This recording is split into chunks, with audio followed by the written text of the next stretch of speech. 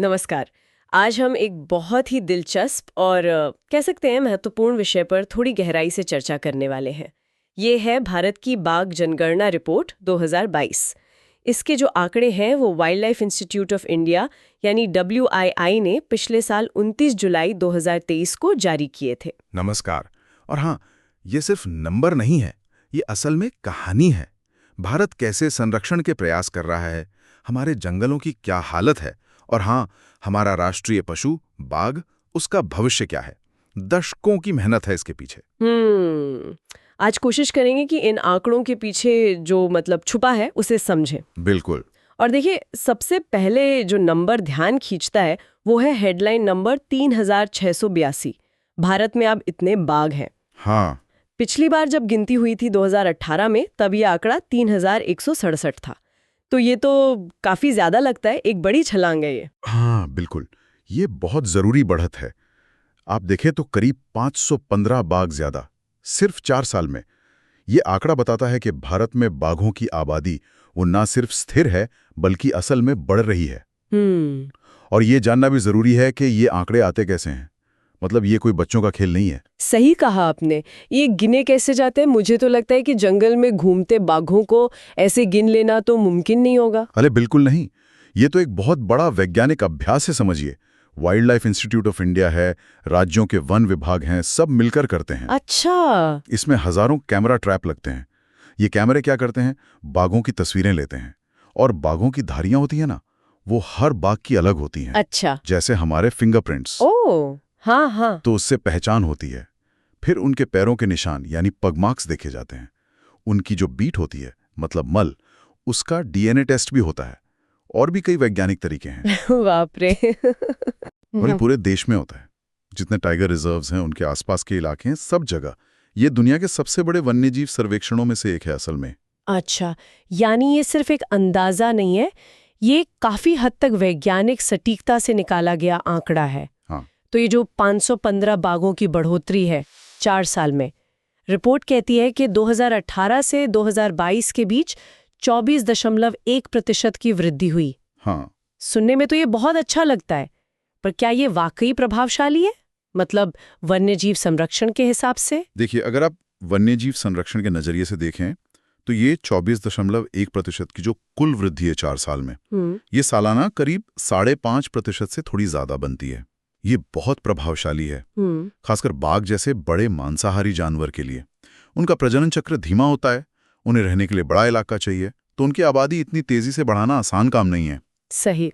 ये सीधे सीधे बेखैतायत जमीन पर जो काम हो रहा है, जैसे गश्त बढ़ाई गई है, अवैध शिकार पर सख्ती हुई है, MS ट्रिप्स जैसी टेक्नोलॉजी है जिससे गश्त की निगरानी होती है। अच्छा। और सबसे जरूरी, बाघों के शिकार के लिए जानवर चाहिए ना, हिरण, सांभर, जंगली सुअर, उनकी आबादी को बेहतर बनाना, ये सब चीजें काम कर रही हैं। आपने पहले प्रोजेक्ट टाइगर का जिक्र किया था, क्या ये उसी मेहनत का नतीजा है जो इतने दशक पहले शुरू हुई थी? निश्चित रूप से। हमें याद रखना चाहिए कि 1973 में जब प्रोजेक्ट टाइगर शुरू हुआ था, तब भारत में बाघ मुश्किल से 1800 के आसपास बचे थे। बहुत खतरनाक स्थिति थी। हाँ। उस समय से लेकर आज ये 3682 तक का जो सफर है, ये बहुत लंबा रहा है। चुनौतियां भी बहुत आईं, बीच में बुरे दौर भी आए। आपको याद होगा, सरिस्का और पन्ना से बाघ गायब हो गए थे। हाँ, वो तो बड़ी खबर बनी थी। लेकिन उन घटनाओं से सबक लिया गया, नीतियां और मजबूत की गईं, टेक्नोलॉजी का बेहतर इस्तेमाल शुरू हुआ, और कोशिश की गई कि जो स्थानीय लोग हैं उनको भी साथ लिया जाए। तो हाँ, ये दशकों की मेहनत है, वैज्ञानिक समझ है, और राजनीतिक इच्छा शक्ति भी है। सबका मिला-जुला नतीजा है ये। ये तो वाकई गर्व की बात है। और इसी से जुड़ा एक और आंकड़ा है जो मुझे हमेशा मतलब चौंकाता है कि दुनिया के लगभग 75% जंगली बाघ अब भारत में रहते हैं। 3/4। ये कैसे संभव है? ये आंकड़ा तो कमाल का है, सच में। ये भारत को बाघ बचाने के मामले में दुनिया का सबसे महत्वपूर्ण देश बना देता है। जरा सोचिए, एक ऐसी प्रजाति जो दुनिया के कई हिस्सों से या तो खत्म हो चुकी है या बिल्कुल खत्म होने के कगार पर है, उसकी 75% आबादी हमारे देश में है, और वो सुरक्षित है, बढ़ रही है। मध्य प्रदेश को अक्सर टाइगर स्टेट कहते हैं क्योंकि वहां सबसे ज्यादा बाघ हैं। हाँ, सुना है। लेकिन कई और राज्यों ने भी बहुत अच्छा काम किया है। इसका मतलब क्या है? मतलब भारत के लिए ये सिर्फ एक उपलब्धि है या फिर ये कोई जिम्मेदारी भी है? ये दोनों है। उपलब्धि तो है ही, क्योंकि हमने वो कर दिखाया जो बहुत से देश नहीं कर पाए। लेकिन ये एक बहुत बड़ी जिम्मेदारी भी है। अच्छा। इसका मतलब ये है कि बाघों की जो पूरी दुनिया में आनुवंशिक विविधता है, मतलब ग्लोबल जेनेटिक डाइवर्सिटी, उसका एक बहुत बड़ा हिस्सा अब भारत के जंगलों पर निर्भर है। अगर भारत में बाघों को कुछ होता है तो इसका असर पूरी प्रजाति के भविष्य पर पड़ सकता है। ओह। और साथ ही ये भारत को बाघ संरक्षण की तकनीकों में, रिसर्च में, मैनेजमेंट स्ट्रैटेजी में एक ग्लोबल लीडर भी बनाता है। दुनिया हमसे सीख सकती है, लेकिन हम पर यह दबाव भी रहता है कि हम लगातार बेहतर करते रहें। ये बात तो है। अच्छा, अब जरा कुछ खास इलाकों पर नजर डालते हैं। रिपोर्ट में उत्तराखंड के जिम कॉर्बेट नेशनल पार्क का जिक्र है। वहां सबसे ज्यादा 260 बाघ दर्ज किए गए। ये संख्या तो अपने आप में बहुत बड़ी है। कॉर्बेट में ऐसा क्या खास है? जिम कॉर्बेट, जैसा आप जानते ही होंगे, भारत का पहला नेशनल पार्क है। 1936 में बना था। तो इसका एक बहुत लंबा और सफल संरक्षण का इतिहास रहा है। हाँ। यहाँ बाघों की इतनी अच्छी संख्या के पीछे कई वजह हैं। एक तो इसका साइज बहुत बड़ा है और इसमें अलग अलग तरह के प्राकृतिक वास हैं। घने साल के जंगल हैं, चौड़े घास के मैदान हैं जिन्हें चौड़ कहते हैं, रामगंगा नदी बहती है। तो ये सब मिलकर बाघों के लिए और उनके शिकार के लिए एक बहुत अच्छा माहौल बनाते हैं। दूसरा, यहाँ सुरक्षा व्यवस्था काफी मजबूत रही है, हालांकि चुनौतियां तो हमेशा ही रहती हैं। तीसरा, यहाँ का जो कोर एरिया है, मतलब अंदरूनी हिस्सा, वो काफी बड़ा है और वहाँ इंसानी दखलंदाजी कम है। तो बाघों को छिपने और बच्चे पैदा करने के लिए सुरक्षित जगह मिलती है। अच्छा। और चौथा शायद ये भी है कि वहाँ मैनेजमेंट लगातार अच्छा रहा है, अनुभव है उनके पास। तो कॉर्बेट की सफलता का राज उसके साइज, विविधता और लंबे इतिहास में है। क्या इसे हर जगह दोहराया जा सकता है? देखिए, कॉर्बेट की सफलता में कई चीजें मिली हुई हैं। उसका भूगोल, उसका इतिहास, ये सब अनोखा है। तो ठीक वैसा ही मॉडल शायद हर जगह काम न करे, लेकिन उसके जो सिद्धांत हैं वो जरूर हर जगह लागू होते हैं। जैसे कि सुरक्षित रहने की जगह हो, खाने के लिए शिकार भरपूर हो, सुरक्षा मजबूत हो और इंसानी दखलंदाजी कम से कम हो, खासकर कोर एरिया में। देखिए, कॉर्बेट के अलावा कर्नाटक में बांदीपुर है, नागरहोल है, मध्य प्रदेश में बांधवगढ़, कान्हा, ये सब रिजर्व्स भी हैं जहां बाघों की अच्छी संख्या है और सबके अपने सफल मॉडल हैं। कॉर्बेट में ये 260 बाघ होना ये भी दिखाता है कि वहां का पूरा इकोसिस्टम कितना स्वस्थ है। हाँ, क्योंकि बाघों का होना मतलब शिकार का होना और शिकार का होना मतलब जंगल का स्वस्थ होना। ये तो पूरी एक चेन है। बिल्कुल सही कहा। बाघ जो हैं वो खाद्य श्रृंखला में, फूड चेन में सबसे ऊपर आते हैं। उनकी मौजूदगी या गैर मौजूदगी वो पूरे जंगल की सेहत का एक तरह से पैमाना होती है। जहां बाघ फल फूल रहे हैं वो जंगल आमतौर पर ज्यादा स्वस्थ और संतुलित माना जाता है। ये तो हुई बड़े और जो स्थापित रिजर्व हैं उनकी बात। लेकिन रिपोर्ट एक और दिलचस्प कहानी भी बताती है, बिहार जैसे राज्य की। वहां वाल्मीकि टाइगर रिजर्व है। 2018 में वहां सिर्फ 31 बाघ थे। हाँ। और 2022 में ये संख्या बढ़कर 54 हो गई। ये तो करीब 74% की बढ़ोतरी है सिर्फ 4 साल में। ये कैसे हुआ? बिहार का वाल्मीकि टाइगर रिजर्व का उदाहरण वाकई शानदार है और ये दिखाता है कि सफलता सिर्फ बड़े और मशहूर पार्कों तक ही सीमित नहीं है। वाल्मीकि जो है वो बिहार का इकलौता टाइगर रिजर्व है और वो नेपाल के चितवन नेशनल पार्क से सटा हुआ है। तो ये एक बहुत जरूरी ट्रांसबाउंड्री इलाका बन जाता है, मतलब 2 देशों की सीमा पर फैला हुआ। अच्छा। यहाँ बाघों की संख्या में इतनी तेजी से जो वृद्धि हुई है उसके पीछे कई कारण हो सकते हैं। निश्चित रूप से मैनेजमेंट बेहतर हुआ है, गश्त में सुधार हुआ है, ये एक बड़ा फैक्टर है। राज्य सरकार ने, वन विभाग ने पिछले कुछ सालों में यहाँ काफी ध्यान दिया है। क्या इसमें स्थानीय लोगों की भी कोई भूमिका हो सकती है जो आसपास रहते हैं? संभवतः, बिल्कुल। देखिए, संरक्षण तभी सफल होता है जब स्थानीय लोग साथ हों। अगर उन्हें संरक्षण के प्रयासों से जोड़ा जाए और उसका फायदा भी उन तक पहुंचे तो वो जंगल और जानवरों की रक्षा में बहुत मदद कर सकते हैं। हाँ, ये तो है। इसके अलावा ये भी हो सकता है कि नेपाल के चितवन से कुछ बाघ घूमते घूमते वाल्मीकि आ गए हों। इससे भी आबादी बड़ी होगी। ये दिखाता है कि 2 देशों के बीच सहयोग कितना जरूरी है। ये उदाहरण उम्मीद जगाता है कि अगर सही नियत हो, सही रणनीति हो, तो कम संसाधनों वाले या कम जाने पहचाने इलाके भी बाघ संरक्षण में कमाल कर सकते हैं। ये वाकई प्रेरणा देता है। अच्छा, अब एक छोटे से कंफ्यूजन पर आते हैं जिसका जिक्र हमने शुरू में हल्का सा किया था। WII की रिपोर्ट कहती है 3682 बाघ और 24.1% वृद्धि 2018-22। हाँ। लेकिन पर्यावरण, वन और जलवायु परिवर्तन मंत्रालय मतलब MOEFCC, उन्होंने भी कुछ आंकड़े जारी किए थे। उसमें कुल संख्या 3,925 बताई गई थी और सालाना वृद्धि दर 6.1%। तो ये अंतर क्यों है? मतलब कौन सा आंकड़ा सही माना जाए? देखिए, ये थोड़ा सा भ्रम पैदा कर सकता है, हाँ, लेकिन इसे समझना जरूरी है। जैसा हमने पहले बात की, बाघों की गिनती एक बहुत जटिल प्रक्रिया है। WI जो है वो एक प्रमुख रिसर्च इंस्टीट्यूट है। वो इस गिनती के वैज्ञानिक पहलुओं को देखता है। MOEFCC भारत सरकार का मंत्रालय है जो पूरी पॉलिसी और घोषणाओं के लिए जिम्मेदार है। ठीक है। तो ये हो सकता है कि दोनों के डेटा को एनालाइज करने के तरीकों में थोड़ा फर्क हो, या फिर डेटा कब तक का शामिल किया गया है उसकी समय सीमा में थोड़ा अंतर हो। WII की रिपोर्ट जुलाई 2023 में आई थी। हो सकता है मंत्रालय के आंकड़ों में कुछ एक्स्ट्रा डेटा या एनालिसिस शामिल हो जो बाद में मिला हो। तो फिर इससे क्या फर्क पड़ता है? क्या हमें चिंता करनी चाहिए कि कौन सा आंकड़ा सही है, 3682 या 3925?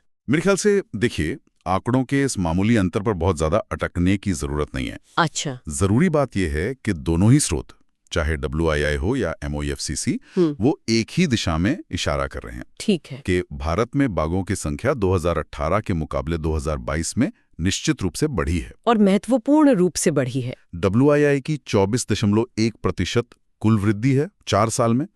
मंत्रालय की 6.1% सालाना वृद्धि है। अच्छा। अगर आप 6.1% को 4 साल के लिए चक्रवृद्धि ब्याज की तरह देखें, कंपाउंडेड एनुअली, तो वो भी कुल मिलाकर इसी रेंज में एक बड़ी वृद्धि दिखाती है। ठीक है, ठीक है। तो जो मूल संदेश है वो एकदम साफ है, बाघ बढ़ रहे हैं और ये बढ़ने की रफ्तार अच्छी है। ठीक है, तो मतलब फोकस बड़े ट्रेंड पर होना चाहिए, ना कि ये छोटे मोटे अंतर पर। बिल्कुल।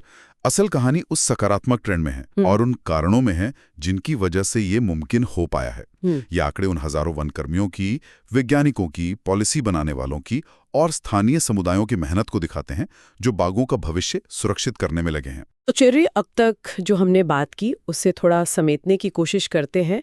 हमने wild life institute of India की 2022 की बाघ रिपोर्ट के मुख्य नतीजों पर बात की।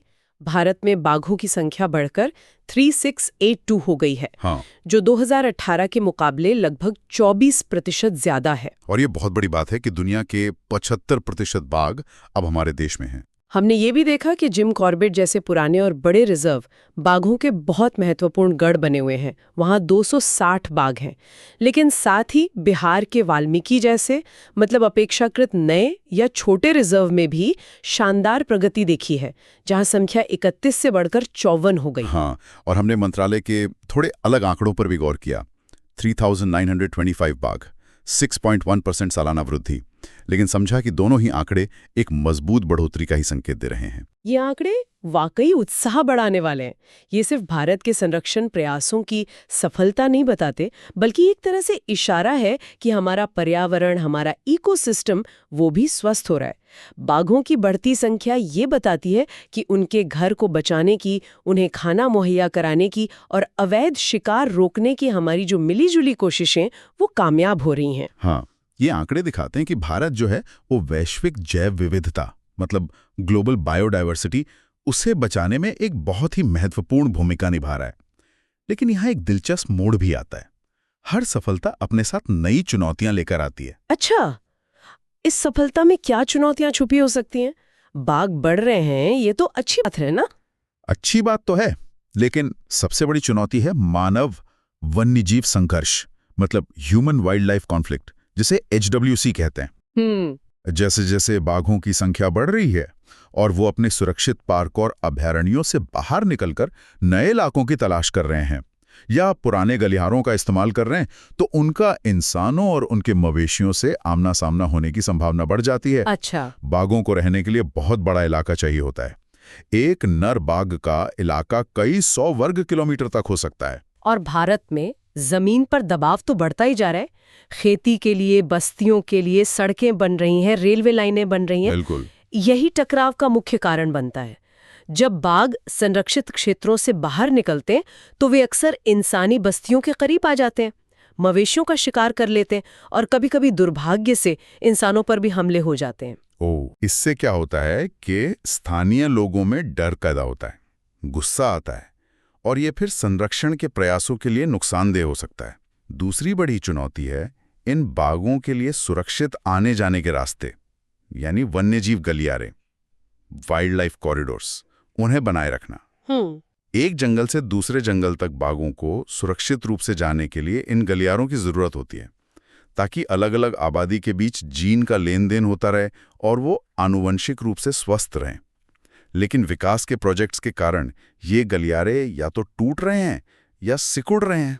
तो मतलब ये हुआ कि बाघों को सिर्फ पार्कों के अंदर बचा लेना काफी नहीं है, हमें उनके बाहर निकलने और घूमने फिरने के लिए भी सुरक्षित रास्ते पक्के करने होंगे। हाँ बिल्कुल, और ये बहुत मुश्किल काम है, क्योंकि इसमें कई सरकारी विभाग लगते हैं, स्थानीय समुदाय शामिल होते हैं, निजी जमीन के मालिक होते हैं, सबके बीच तालमेल बिठाना होता है। सही। हमें विकास की जरूरतों और वन्यजीव संरक्षण के बीच एक संतुलन साधना होगा।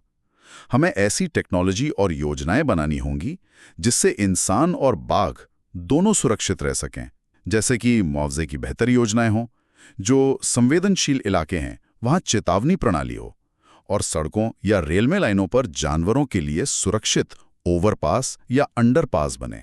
ये तो वाकई एक बहुत जटिल चुनौती है।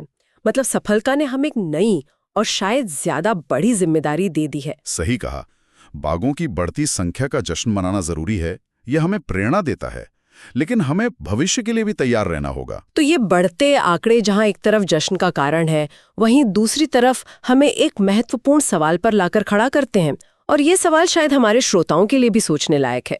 हम इस बढ़ती हुई बाघों की आबादी और लगातार बढ़ती हुई इंसानी जरूरतों और आकांक्षाओं के बीच तालमेल कैसे बिठा सकते हैं, ताकि बाघों के संरक्षण की ये सफलता सिर्फ एक आंकड़ा बनकर ना रह जाए, बल्कि भविष्य में भी कायम रहे। ये एक ऐसा सवाल है जिसका जवाब हम सबको मिलकर खोजना होगा, वैज्ञानिक हों, पॉलिसी बनाने वाले हों, या फिर आम नागरिक के तौर पर हम सब। इस गहरी और जानकारी भरी चर्चा के लिए आपका बहुत बहुत धन्यवाद। उम्मीद है हमारे श्रोताओं को भारत के बाघों की स्थिति और भविष्य की चुनौतियों को समझने में मदद मिली होगी।